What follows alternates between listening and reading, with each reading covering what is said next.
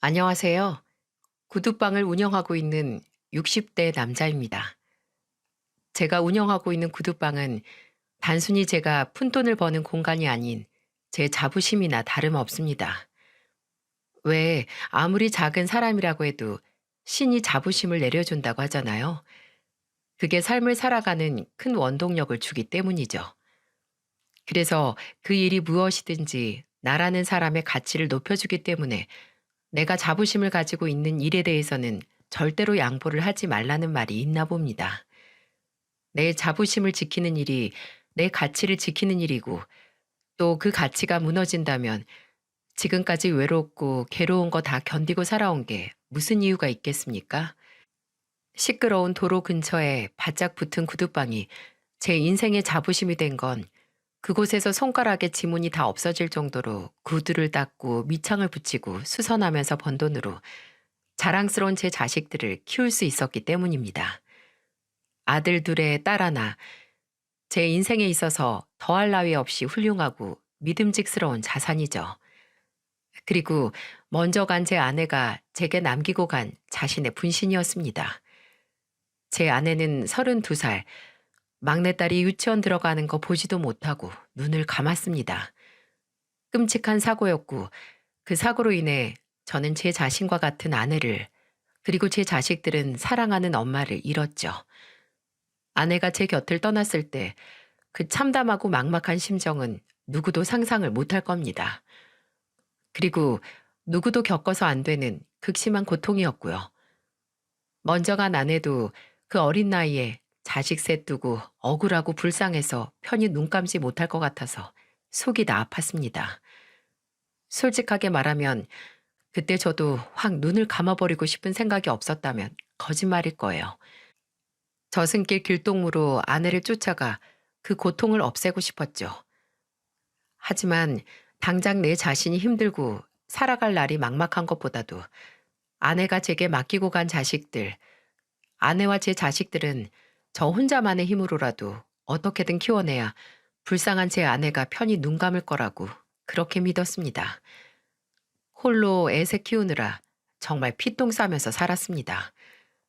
하지만 제 자식들이 저를 믿고 따라와 주지 않았다면 저도 버티지 못했을 거예요. 3, 40대는 공사판에서 구르면서 살았네요. 특출난 능력은 없고 믿을 건 사지 멀쩡한 몸뚱아리와 남들보다 아주 조금 뼈대가 굵다는 것뿐이라 저는 그 몸뚱아리를 불태우며 살았습니다. 내 자식들 따뜻한 곳에서 재우기 위해 태울 장작이 제 몸뿐이었던 거죠. 그리고 여러 곳을 전전하다가 구두방 일을 하게 돼 지금까지 그 일을 변함없이 하고 있습니다. 변한 게 있다면 과거에는 온전히 자식들을 위한 돈을 벌었다면 지금은 그저 앞으로 제 몸 하나 책임질 돈을 번다는 거겠네요. 이제 자식들 걱정 없이 제 몸 하나 건사할 목적으로 일할 수 있는 거 그만큼 자식들이 자리를 잡고 이제 애비의 보살핌에서 졸업을 했기 때문이죠. 올해 40 넘은 제 큰아들은 반도체 설비 엔지니어로 일하고 있고 작은 아들은 공공기관에서 근무 중입니다. 제 기쁨인 막내딸은 중견기업을 다니고 있죠. 제가 자식들을 최소한 실망을 시키지 않기 위해 열심히 살아온 것처럼 다행히 제 자식들도 그런 애비의 노력을 알아주고 저를 실망시키지 않았습니다. 물론 애들이 다 컸어도 어디 자식 걱정 없는 부모가 있겠습니까? 당연히 지금도 날씨가 조금이라도 바뀌면 자식 생각이 들곤 하죠. 특히나 몇 년 전부터 큰아들이 제 속을 타들어가게 했습니다. 아, 이 녀석이 지금까지도 제 짝을 못 만났으니 말이죠. 그래도 맞이라서 어려서부터 어른스러워 애비 도와서 동생을 돌볼 줄 아는 책임감도 있고 지 앞가림 잘해서 결혼도 조금은 늦어도 어련히 할 거라고 생각을 했습니다. 근데 30 중반이 넘고 후반이 넘고 40줄에 들어서도 결혼할 상대를 데려오지 않는 겁니다. 지 동생들 다 집어더 독립할 때 제일 큰 놈이 아직 애비랑 같이 살아서 저는 혼자 남는 제가 걱정돼서 이놈이 걱정은 안 하나 했어요. 그래서 걱정 말고 가라. 나는 네 엄마 가고 나서 웬만한 외로움에는 도 같은 사람이니 걱정 말고 네 인생 찾아서 가라고 수도 없이 말했습니다. 그럼 큰아들이 이렇게 말했죠. 아버지, 사람이 그저 옷이라고 다 몸에 걸치진 않잖아요. 내 몸에는 맞는 옷인지, 지금 날씨에 입어도 되는 옷인지, 그리고 내가 이 옷이 입고 싶은지 따질 거 다 따지고 있는데, 저한테는 결혼이 굳이 걸치지 않아도 되는 옷이에요. 그리고 그게 어디 벗고 싶을 때 생각 없이 훌훌 벗어 던질 수 있는 건가요? 나중에는 벗지도 못하고 내 살에 딱 달라붙을 수도 있는데. 참나, 하기도 전에 벗을 생각부터 하냐? 결혼할 상대 찾기도 전에 헤어질 생각부터 하는 거야? 너도 참 너다. 어째 젊은 놈이 구더기 무서워서 장을 못 담궈? 아유, 언젠 다 늙었다고 그러다 아무도 안 주워갔다고 하셨으면서. 그리고 찍어 먹어봐야 똥 된장 구분해요. 제가 저를 제일 잘 아니까 일찍 그 길이 아니다 하고 다른 길로 가는 거죠. 이때까지만 해도 큰아들 등판을 사정없이 때리면서 그래도 해보면 다르다고 안 하는 것보다 한번 해보는 게 네 인생이나 생각을 바꿀 수 있다 말했었습니다.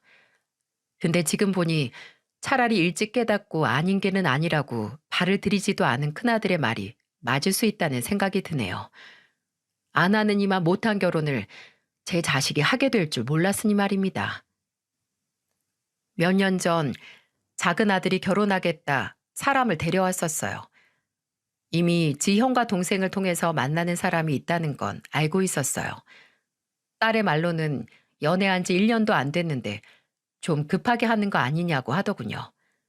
뭐 그만큼 좋으니 그러겠지. 차라리 사랑에 불 붙었을 때 다 해치우는 게 낫다. 그렇게 대꾸를 했던 기억이 나네요. 근데 나중에 작은 아들이 그 상대를 데리고 오기 전에 큰아들이 제게 그러더군요. 아버지, 근데 아버지가 좀 마음이 불편하실 수 있어요. 일단 알아만 두세요.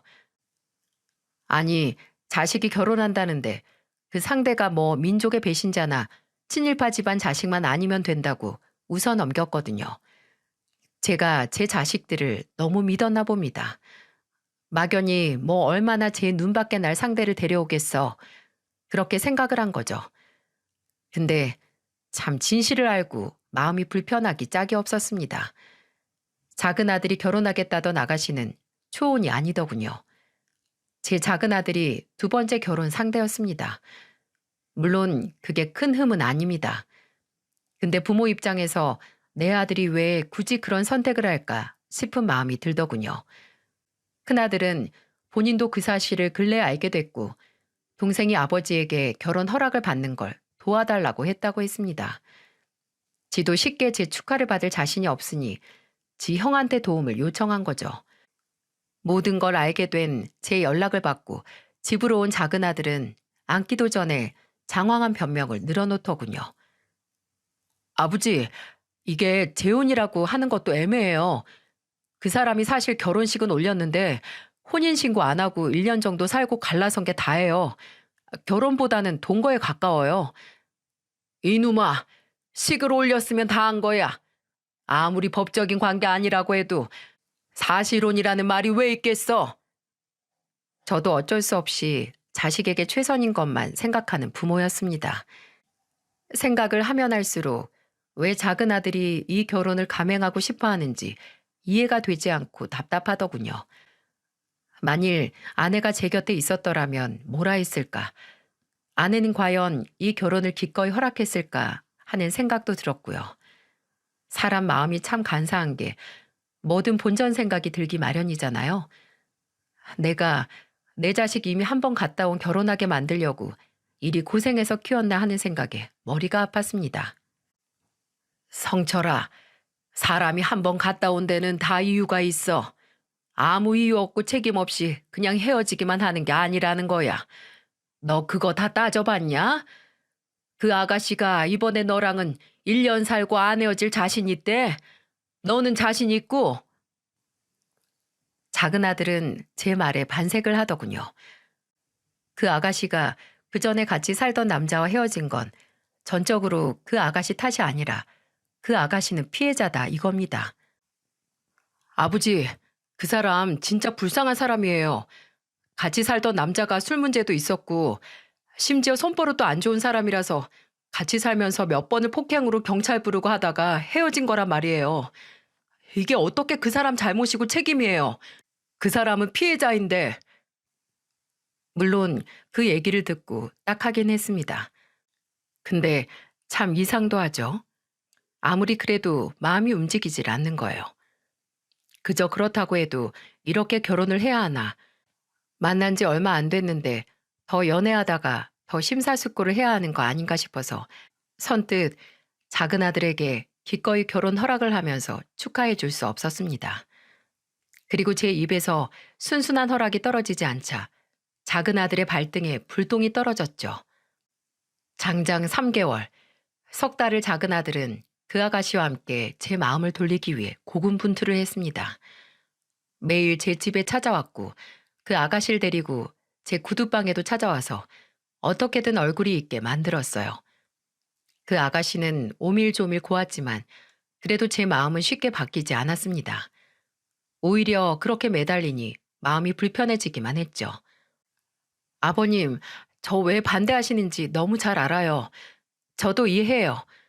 아버님이 성철 씨를 정말 아끼시고 혼자 소중하게 키우셔서 조금이라도 자식이 힘든 길로 가는 거 원치 않으신 거잖아요. 만약 저희 부모님이 아버님과 같은 입장이라면 말리셨을 거예요.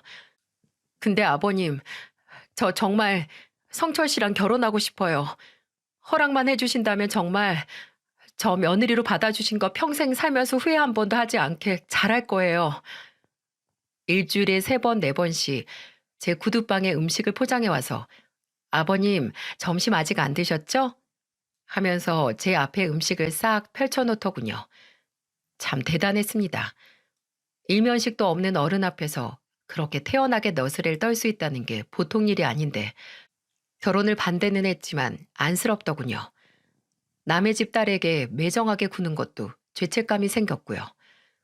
이런 노력이 제 마음을 약하게 만들긴 했지만 제가 결국 3개월의 삽질 끝에 작은 아들의 결혼을 허락했던 결정적인 이유는 바로 사돈을 만났을 때였어요. 아직 확실히 결정을 안 내린 상태에서 작은 아들이 제게 무릎을 꿇을 기세로 속는 셈 치고 지 장인어른하고 장모님을 만나달라고, 그래도 마음이 바뀌지 않는다면 포기를 하겠다고 하는 겁니다. 그래서 끌려가는 척 사돈을 만나러 나갔죠. 사돈과 사부인은 절 보자마자 함께 고개를 숙여 인사를 하셨습니다. 그리고 사돈은 제게 이렇게 나오시는 것도 정말 어려운 결정하신 걸 텐데 나와주셔서 정말 감사합니다. 이렇게 말씀을 하시더군요. 그리고 사부인은 제게 요새 마음이 많이 언짢으시죠? 하고 하시며 같은 부모 입장에서 다 이해한다고, 만나주셔서 감사하다고, 그리고 죄송하다고 했습니다. 그분들이 제게 사과를 하고 제 앞에서 죄인처럼 있을 이유가 하나 없었는데 연신 제 눈치를 보시는 게 마음이 불편했습니다. 부모 마음이 뭔지, 자식을 위해서 그리 자존심을 굽히는 게 저 또한 부모인지라 이해가 되더군요. 그리고 두 분은 참 좋은 분들이셨습니다. 한마디로 좋은 어른, 좋은 부모였죠. 그때는 미처 알지 못했지만 사돈 부부의 모습은 제가 끝내 작은 아들의 결혼을 허락할 수밖에 없는 큰 이유가 됐습니다. 아마 그런 부모 아래서 외동딸로 자랐으니 콩 심은 데 콩나고 팥 심은 데 팥난다고, 어쩌면 며느리에게 단점은 오로지 이전의 사실혼 이력 한 가지일 거라는 생각이 들었나 봅니다. 제게 보이는 사돈 부부의 인성이 며느리에게도 있을 거라고 그렇게 믿었어요. 어쩌면 그렇게 믿어야만 그 결혼을 허락할 수밖에 없었던 거일 수도 있겠네요. 결혼 허락을 하고 나서 저는 반 포기한 상태였어요. 3달 동안 반대한다고 힘이 빠져서 그 후에 며느리가 작은 아들을 통해 결혼식은 최대한 작게 하고 싶다고. 아무리 그래도 며느리는 2번째이니까 결혼식은 요란하게 하고 싶지 않다고 했을 때도 알아서 하라고 했습니다. 작은 아들은 그저 뭐든 며느리의 마음에 들게 맞춰주더군요. 참 아쉬울 것 하나 없는 녀석이 왜 저럴까 했는데 저도 옛날에 제 아내 옆에서 쩔쩔매기만 했으니 아주 이해하지 못한 건 아니었어요. 내 아들이 제대로 홀렸구나 하고 씁쓸하게 웃었는데 결혼 후 아쉬울 때 감춰졌던 본색을 드러낸 며느리를 생각하니 확실히 제 아들이 홀려도 아주 제대로 홀린 거였어요. 며느리는 결혼하고 얼마 지나지 않아 임신을 했습니다. 둘이서 제게 임신 소식을 전하며 며느리는 거봐요. 아버님 제가 결혼하면 정말 잘한다고 했죠? 이렇게 바로 예쁜 손주 만들었잖아요. 라고 웃더군요. 그때는 정말 며느리의 임신 소식이 축하할 만한 기쁜 소식이라고 생각을 했는데 시간이 지나 보니 정반대로 제 작은 아들에게 그리고 제게 속이 터지는 지옥문이 열리는 거였습니다. 임신 전에 며느리는 별 문제가 없었습니다. 아니, 그때까지만 해도 제게 잘 보이려 노력을 했죠. 작은 아들과 집에 올 때마다 바리바리 뭘 그렇게 사오는지. 근데 임신 소식을 알리자마자 저게 같은 사람이 맞나 할 정도로 바뀌더군요. 원체 행동 거지가 묵직하진 않았습니다. 오히려 가벼운 편이었죠.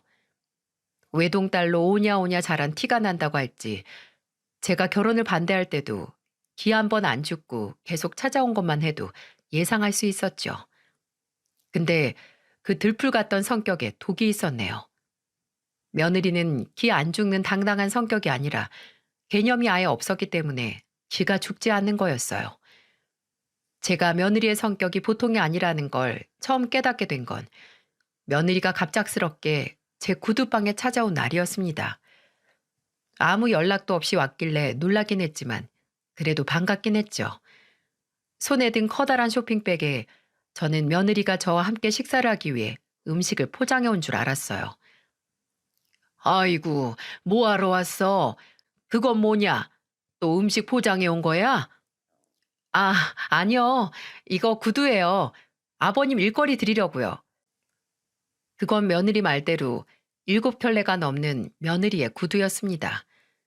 며느리는 바닥에 구두를 하나씩 펼치며 제게 그러더군요. 아버님, 이건 뒤쪽 굽이 좀 닳았는데 좀 깔끔하게 정리해 주시고요. 여긴 앞코 좀 반질반질하게 해주세요. 그리고 이건 스크래치 생기기 쉬우니까 좀 조심해서 만지시고요. 아셨죠? 제가 10여 년을 구두방을 운영했지만 지금껏 제 자식들도 제게 먼저 구두를 닦아달라, 고쳐달라 한 적이 없습니다. 애비가 손에 냄새 독한 약 묻혀가면서 쭈그려 앉아 일하는 걸 안쓰럽게 생각해서 감히 말도 안 꺼냈어요.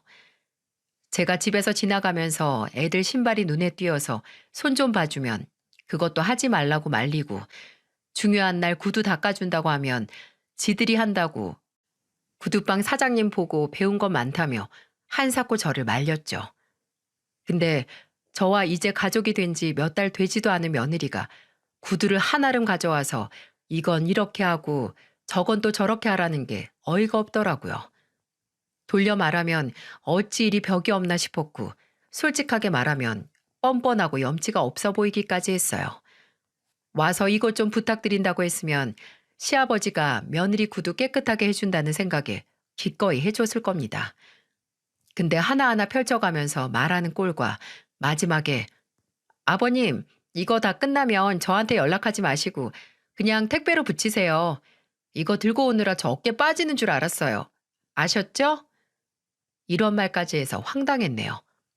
그래서 손수 구두 다 모아서 다시 쇼핑백에 넣고 말했습니다. 가져가라. 네? 왜요? 아버님 일 많으세요? 많든 적든 나 원래 이것저것 주문 많은 까탈스런 손님은 그냥 돌려보낸다. 그러니까 구두에 흔적 남고 반질반질하게 안 될까 걱정되면 네가 직접 해라. 알았냐? 그리고 구두를 담은 쇼핑백에 제가 쓰는 구두약과 소를 던져주었어요. 며느리는 별말 안 하고 저를 빤히 보더니 인사를 하는 둥 마는 둥 하고 떠났고요. 근데 그 후로 더 황당한 일이 벌어졌습니다. 그날은 작은 아들네와 딸이 집에 온 날이었어요. 근데 며느리가 본인 휴대폰이 없어졌다고 하더군요. 어디다가 둔 건지 방 안을 샅샅이 살피다가 딸에게 이렇게 말했죠. 아가씨, 나 휴대폰 못 찾겠는데 전화 좀 해줘요. 진동이 아니라서 벨소리 바로 울릴 거예요. 딸은 그때 거실에 저하고 함께 있었는데 본인 휴대폰은 식탁 위에 있다고 가지러 가기 귀찮다면서 제 휴대폰으로 며느리에게 전화를 걸었죠. 그리고 몇 초 지나지 않아 요란한 벨소리가 들렸어요. 휴대폰은 저와 딸이 앉아 있는 소파 쿠션 틈에 들어가 있었고요. 아, 뭐야? 언니, 핸드폰 여기 있잖아요. 어? 이게 뭐야? 언니, 핸드폰에 우리 아빠 꼰대로 저장했어요? 쿠션 틈에서 며느리 휴대폰을 꺼낸 딸은 화면을 보더니 헛웃음을 터뜨렸어요. 제 휴대폰으로 전화를 건 탓에 며느리 휴대폰 화면에 제 휴대폰 발신으로 부재중 전화가 찍혀 있었는데 며느리가 제 번호를 글쎄 꼰대라고 저장을 해놓은 거죠. 우리 아빠가 왜 꼰대예요? 아빠가 언니한테 뭐라 한 적 있어요? 아, 왜 남의 폰에 그렇게 관심이 많아요? 이건 내 마음이죠. 아니, 언니, 마음이긴 한데 궁금하잖아요. 아빠, 언니한테 꼰대짓 한 적 있어요? 생각할수록 어이없네.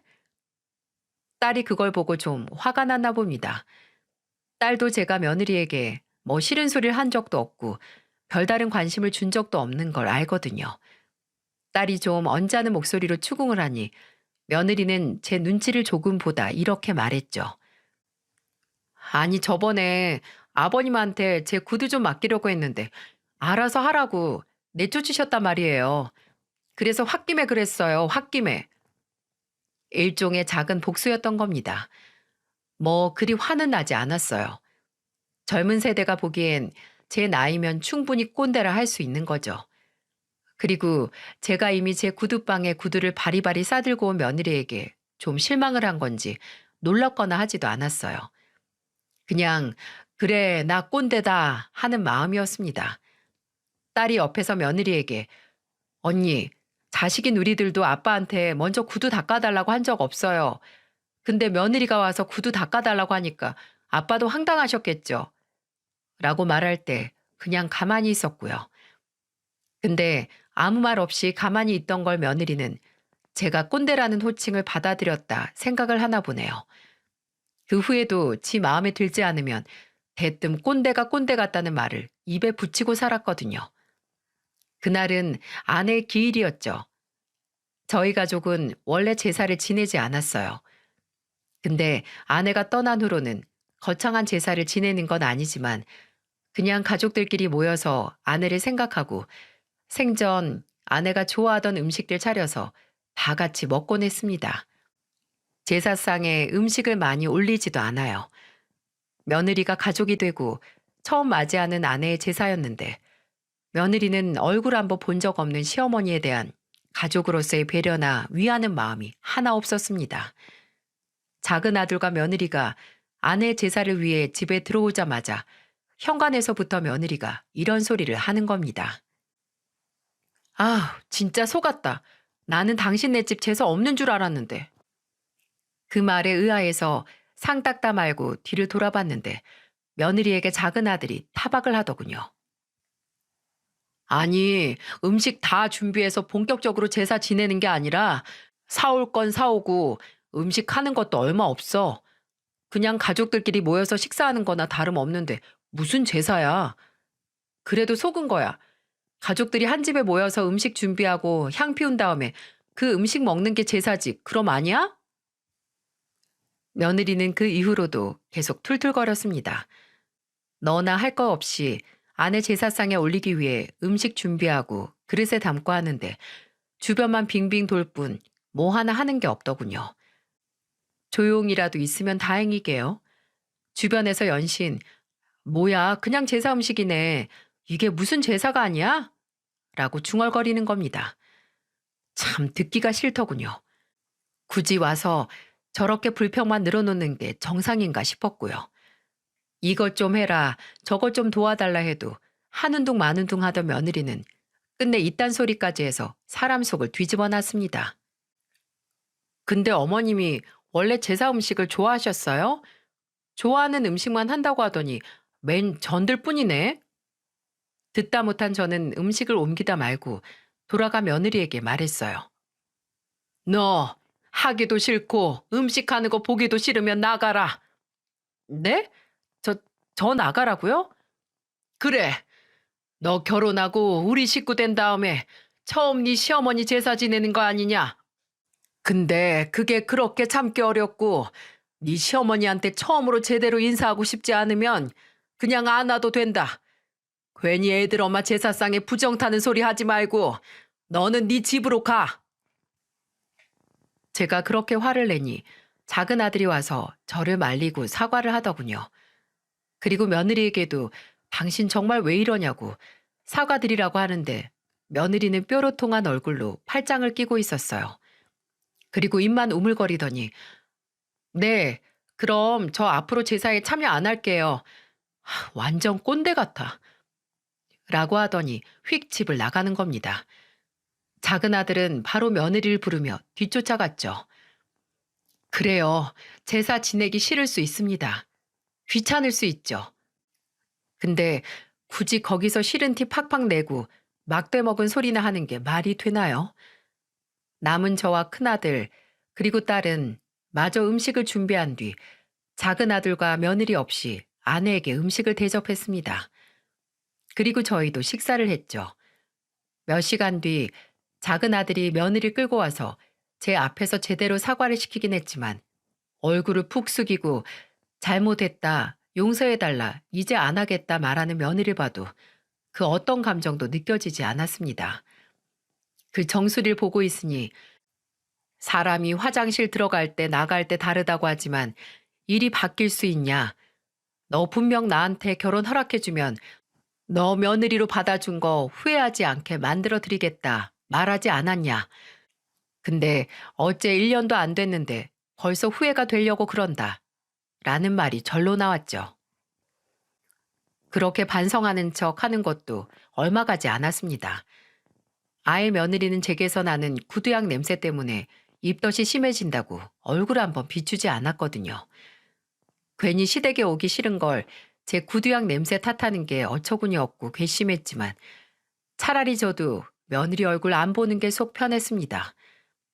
아니, 며느리가 꼴 보기 싫으니 이제 작은 아들도 꼴 보기 싫어서 제 집에 작은 아들이 찾아오면 얼른 보내기도 했습니다. 지 애비 속을 일이 시끄럽게 하려고 그렇게 매달려서 결혼을 했나 싶어 한심하기 짝이 없었죠. 근데 또 마냥 작은 아들 탓을 할 수도 없었어요. 며느리와 같이 사는 아들 속도 날이 갈수록 문드러지고 있었거든요. 처음에 제게 찾아와 하소연하진 않았어요. 그도 그럴 것이 그렇게 제 앞에서 유난을 떨고 결혼을 했는데 속상한 일 있다고 쪼르르 와서 한탄을 하기 민망했겠죠. 제게 미안한 마음도 있을 테고요. 그 마음을 지 형한테 푼 건지 큰아들이 몇 번 제게 성철이가 요새 많이 싸우나 봐요. 라는 말을 하더군요. 동생이 부부싸움으로 힘들어한다. 재수 씨가 힘들게 하나 보다 하고 작은 아들네 소식을 알려왔죠. 그러다가 아예 직접 제게 와서 말했습니다. 맨정신으로 올 용기는 없는지 술에 잔뜩 취해서 힘들다고 결혼이 이렇게 힘든 줄 몰랐다는 소리를 하는 겁니다. 아버지도 어머니랑 결혼하고 이렇게 힘들었어요? 이렇게 마음이 안 맞고 매일 싸우고 얼굴 보면 속이 꽉 막히는 것 같고 대화하기도 무섭고 그랬어요? 야, 이놈아, 비교할 걸 비교해. 네 엄마가 언제 내 속을 뒤집어 놨는데? 결혼? 당연히 어렵지. 근데 너처럼 매일 후회할 정도로 힘든 건 아니다. 그냥 네가 그런 상대를 골라 결혼한 것뿐이야. 맞아요, 맞아. 내가 선택한 거죠. 내 잘못이야. 매달 카드값만 4, 500씩 깨지고 아침, 점심, 저녁 다 배달 음식에 설거지 귀찮다고 요새 그 사람 일회용 접시랑 젓가락만 써요. 그게 싫으면 아침, 저녁 저더러 설거지하라고 해서 제가 출근 전 퇴근 후에 설거지하면 보란 듯이 설거지거리를 산더미만큼 쌓아놔요. 질 아니라 이거죠. 행복하고 싶어서 한 결혼인데 이럴 거면 왜 한 건지 진짜 모르겠습니다, 아버지. 끝내 흐느끼면서 말하는 작은 아들에게 내가 뭐라고 했냐. 그러니 애비 말 듣지 왜 안 그랬냐는 말을 할 수는 없었습니다. 잘못된 선택을 한 자식을 조롱하는 것밖에 아니니 말입니다. 저는 아들에게 진짜 며느리가 그전 결혼 생활에서 뭐 잘못해서 갈라선 거 아니냐고, 잘 알아본 거냐고 물었습니다. 근데 아들은 그때는 정말 사람이 미련하게 착했다고, 그래서 맞고 살지 않았냐고 본인이 경찰 신고 기록도 봤다고 하더군요. 제 아들이 사랑에 눈먼 답 없는 머저리거나 아니면 며느리가 아들을 아주 보기 좋게 단단히 속인 거라고 생각을 했죠. 성철아, 너 잘 생각해보고 늦기 전에 정리하든지 해라. 네 형이 그러더라. 안 맞는 옷 계속 입고 있으면 나중에 그게 내 살인지 옷인지 모를 정도로 딱 달라붙어서 벗을 수가 없다고. 그러니까 그게 살되기 전에 잘라. 네가 불행하다 생각하면 끝낼 생각도 하라고. 근데 아버지, 저도 생각을 안 해본 게 아닌데 말처럼 쉽지가 않아요. 아버지, 어머니 없이 혼자 저희 키우느라 힘드셨잖아요. 그래서 지금 혼자 되는 것도 무섭고 또 요새 그 사람 조금만 수틀려도 애 지울 거라고 안 낳을 거라고 저 협박해요. 근데 제가 뭘 더 어떻게 하겠어요? 아들은 그래도 애 낳고 달라진다는 사람 있지 않냐고. 부모가 돼서 철이 들면 상황이 나아질 수도 있으니 지금은 믿고 싶다고. 그러니까 아버지도 믿어달라고 하더군요. 근데 30 넘도록 생기지 않던 철이 부모가 된다고 해서 생길 리 없겠죠. 며느리는 손자를 낳고도 뭐 하나 바뀌지 않았습니다.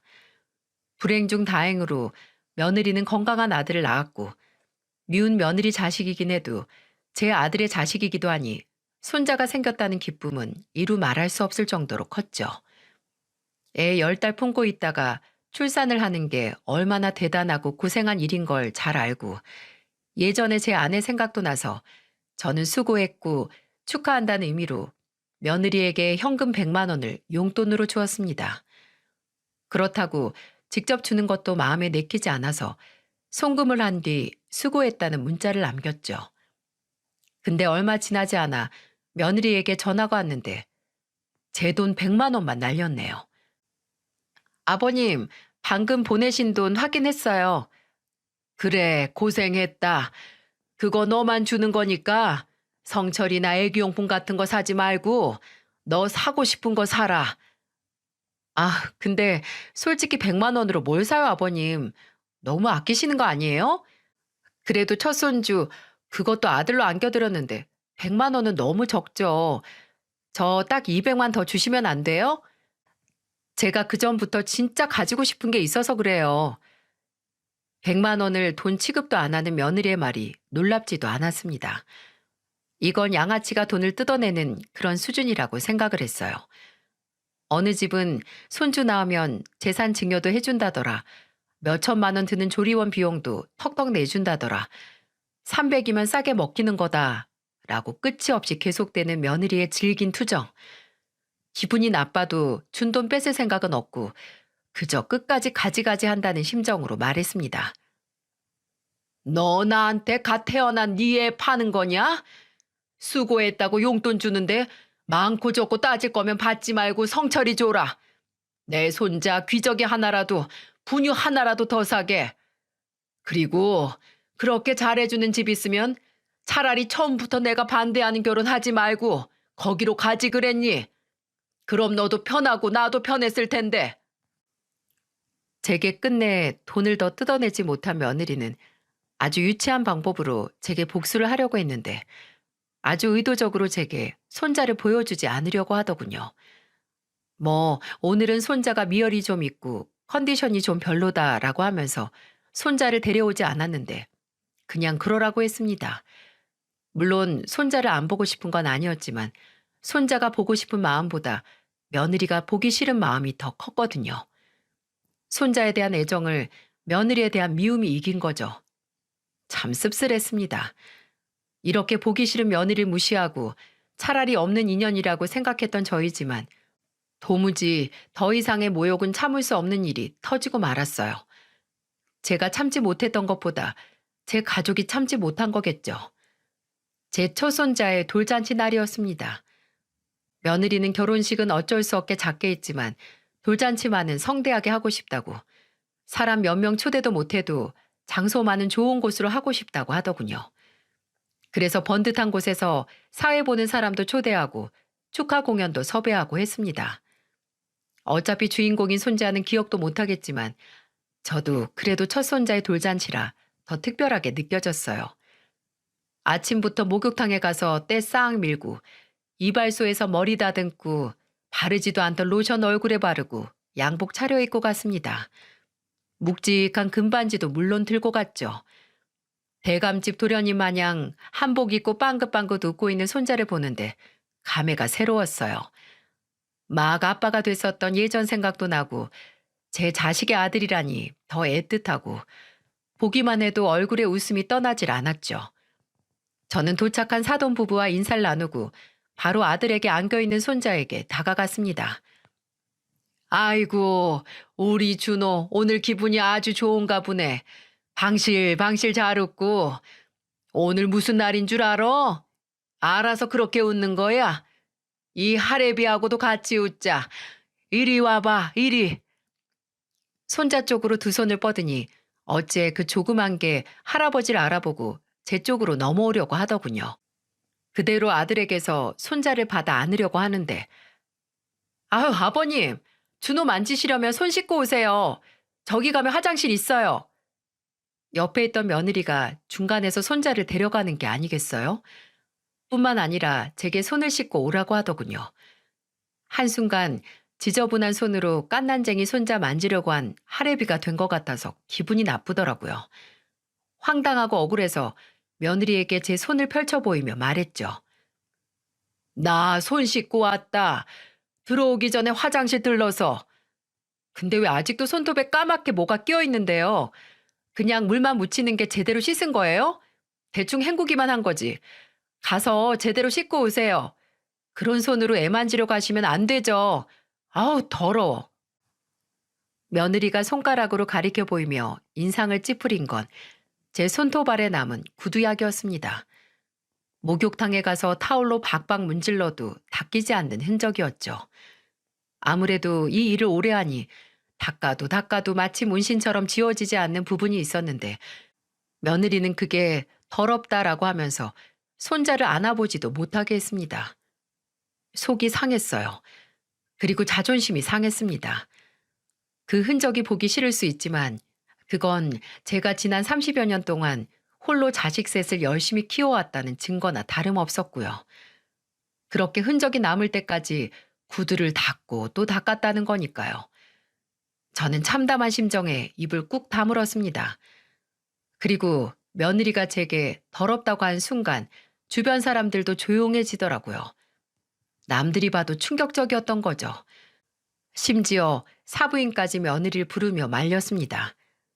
그리고 제가 차마 말을 하지 못하고 있을 때 제 뒤에 있었던 사돈이 며느리 앞으로 갔어요. 그리고 조용히 손자를 넘겨받아 손자를 사부인 품에 안기는 게 아니겠어요? 그리고 짝 하는 소리와 함께 며느리 얼굴이 돌아갔습니다. 아, 아빠! 여보! 그렇습니다. 사돈이 며느리의 뺨을 때린 거예요. 화가 난 저도 너무 놀라서 원래 할 말도 까먹을 정도였어요. 주변에서 얼마나 놀라든 사돈은 경악에 휩싸인 며느리 팔뚝을 잡아 제 쪽으로 끌면서 호통을 치기 시작했죠. 고개 숙여 이거사! 고개 숙이고 사과드려! 내가 무슨 사과를 해? 그리고 아빠가 왜 나를 때려? 내가 뭘 잘못했다고? 건방지고 할 말 못할 말 구분 못하는 것도 죄야. 너 지금 네 부모 얼굴에 먹칠하고 네 시아버지한테 죄진 거나 마찬가지니까 고개 숙여서 얼른 사과드려. 얼른. 싫어. 나 잘못한 거 없어. 아버님이 먼저 저 손으로 우리 준호 만지려고 했잖아. 우리 준호 얼굴에 세균이라도 묻거나 한복에 얼룩지면 어떻게 할 건데? 저거 비싼 거란 말이야. 이게 그래도 진짜? 사돈이 무슨 말을 해도 고개 빳빳이 들고 더 바락바락 소리를 지르는 며느리. 자식이 그저 부모가 떠먹여주는 대로 자라주는 게 아니라는 걸 절절히 느낄 수 있었습니다. 며느리가 그렇게 적반하장으로 나오니 제 옆에 있던 딸도 참지 못하고 한 소리 시작했죠. 말이면 단 줄 알아? 세균? 야, 너는 우리 아버지 손에 묻은 구두약은 그렇게 혐오하면서 그 구두약 묻혀가면서 번 돈은 괜찮나 보다. 그러니까 애 낳았다고 우리 아버지한테 300 내놓으라고 했지. 뭐? 야, 사돈 처녀 말이 진짜야? 너, 네 시아버지한테 돈 달라고 했어? 아가씨, 낄 때 안 낄 때 구분해요. 왜 아가씨가 나서는데? 네가 우리 아빠 욕보이는데 딸인 내가 당연히 껴야지. 나는 너랑 다르게 효녀거든. 말이 좀 짧네. 너 입 못 다물어? 아무것도 모르면 가만히 있으라고. 뭘 아무것도 모르는데? 그리고 나한테 그렇게 존대받고 싶냐? 그럼 존대받게끔 행동해. 꼭 너같이 위아래 구분 없이 막 나가는 것들이 손 아래 사람한테 대접 안 받으면 개거품 물고 쓰러지려고 하더라. 지가 하는 건 생각도 못하고. 네가 우리 아빠한테 기본이라도 하면 내가 이러겠니? 참나. 그럼 잘난 네 아빠한테 손 씻고 오라고 해. 손 씻고 오면 내 아들 얼마든지 줄 테니까. 아, 진짜 말이 안 통하네. 이 정신머리 없는 게. 너 이리 와. 내가 그 쓸모없는 머리통 그냥 다 뽑아버릴 테니까. 벌처럼 튀어나간 딸은 그대로 며느리의 머리채를 잡고 뒤흔들기 시작했습니다. 악을 쓰면서 정말 뽑아낼 기세로 좌우로 현란하게 흔들더군요. 그럴수록 며느리의 비명소리도 높아져 갔고요. 이거 뭐하러 달고 다니는데? 어차피 기능도 안 하는 거 뭐하러 붙이고 다녀? 야, 야, 너 이거 안 놔? 안 놔! 아! 내가 제대로 된 생각도 못하는 네 머리통 오늘 아예 뽑아버릴 거야. 우리 아빠가 손에 저 구두약이 왜 묻어 있는데? 우리 아빠 손에 왜 구두약이 남아 있는데? 알지도 못하는 게 더럽다고? 네 인성이 100배, 1000배 더 지저분해. 이 건방진 인간아. 아, 엄마, 아빠, 나 좀 도와줘. 본인이 원하던 으리으리한 곳에서 며느리의 비명은 점점 높아졌습니다. 근데 누구 하나 제 딸을 말리지 못했어요. 딸의 기세가 말도 못하게 흉흉했고 또 아마 며느리의 말본세가 그 일을 당하는 게 싸다는 생각들을 했나 봅니다. 사돈 부부도 멍하니 본인들 얼굴에 먹칠한 딸이 짐승처럼 당하는 모습을 지켜만 봤거든요. 딸은 장장 5분이 넘도록 며느리를 모잡듯 잡았고 결국 제가 딸을 말리기 시작했어요. 됐다고. 네 마음 아는데 그만하라고 하면서요. 본인도 얼마나 서러웠겠어요. 눈앞에서 아버지가 더럽다는 소리를 듣는데 그것도 본인들 키운 손이 더럽다는 소리를 들었으니 속상하고 상처를 받았겠죠. 제가 딸을 말리니 그제 아들들이 같이 와서 둘을 떼어놨습니다.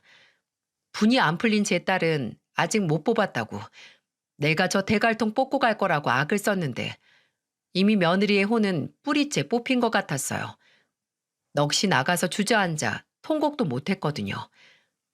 그렇게 제 첫 손자의 돌잔치는 아수라장이 됐습니다. 마련한 3단 케이크에 칼 한 번 대지 못하고 끝났으니 말이죠. 큰아들과 딸은 저와 함께 제 집으로 갔고 작은 아들은 일단 손자를 데리고 혼이 나간 며느리와 함께 갔고요. 작은 아들은 가면서도 저를 보고 입을 열지 못했습니다. 마치 목구멍에 말이 걸린 사람처럼 괴로운 얼굴로 저를 쳐다봐서 저는 이미 내 마음 다 안다고 팔뚝을 툭툭 두들겨 주고 왔네요. 물론 마음이 많이 상하고 제 아들과 손자가 제 자부심을 공격한 인간과 한 지붕 아래서 가족으로 엮여서 산다는 게 걱정도 되고 마음이 편치 않았습니다. 제 자식이라고 해도 자식의 인생은 내 인생이 아니니까 뭐라 더 조치를 취해야 할지 막막했어요. 근데 일이 이렇게 커질지 몰랐네요. 왜 유리창에 미세한 잠금이 몇 개가 있으면 나중에 아주 작은 자극으로도 금세 쨍그랑하고 깨지잖아요. 아마 그런 게 아니었나 싶습니다. 작은 아들은 끝내 이혼을 마음먹게 됐거든요. 이해 못하는 건 아닙니다. 저도 며느리 때문에 힘들고 속이 상한 적이 한두 번이 아닌데 같이 살던 아들은 더하면 더했지 덜하지 않았을 테니 돌잔치에서 있었던 사건이 몇 배로 충격이 컸겠죠. 제게 와서 이혼밖에 답이 없다고 이제 막 손자를 보여드렸는데 이런 소식 전해서 죄송하다고 우는 작은 아들에게 저는 그저 다른 거 걱정 말고 네 행복을 지키라고 했습니다. 뭐든 네 행복보다 중요하지 않다고 나는 너만 괜찮으면 다 좋다고 말이죠. 근데 인생에 있어서 커다란 결정을 하는 자식에게 해줄 수 있는 게 지지와 응원뿐이라는 게 무력하기 짝이 없더군요. 안타까웠습니다. 아예 이 결혼을 작정하고 반대했다면 이런 일도 없지 않을까 했는데 큰아들 말로는 아마 그때 그랬다면 저와 작은 아들 사이가 틀어졌을 거라고 차라리 이렇게 성철이 스스로 깨닫고 정리를 하는 게 최선일 수 있다고 그러더군요. 작은 아들은 이혼 소송 준비를 했고 저는 작은 아들이 선택한 최선을 응원했습니다.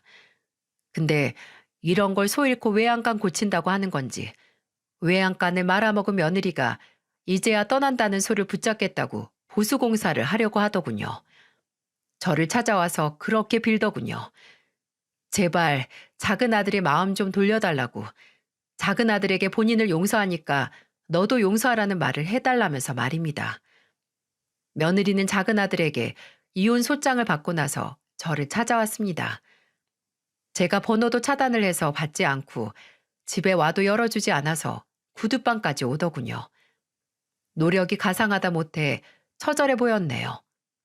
급작스럽게 찾아온 며느리를 차게 식은 눈으로 보면서 아무 말도 안 했는데 며느리는 차마 좁은 구두방 안으로는 못 들어오고 사람들 지나다니는 길가에 풀썩 무릎을 꿇고 말했습니다. 아버님, 준호 이제 막 돌지났어요. 애 생각해서라도 이혼은 말도 안 되는 거 아버님도 아시잖아요. 그러니까 한 번만, 마지막으로 한 번만 저한테 기회를 주세요. 네? 기회? 내가 왜 너한테 기회를 주냐? 네가 나한테 뭘 했는데?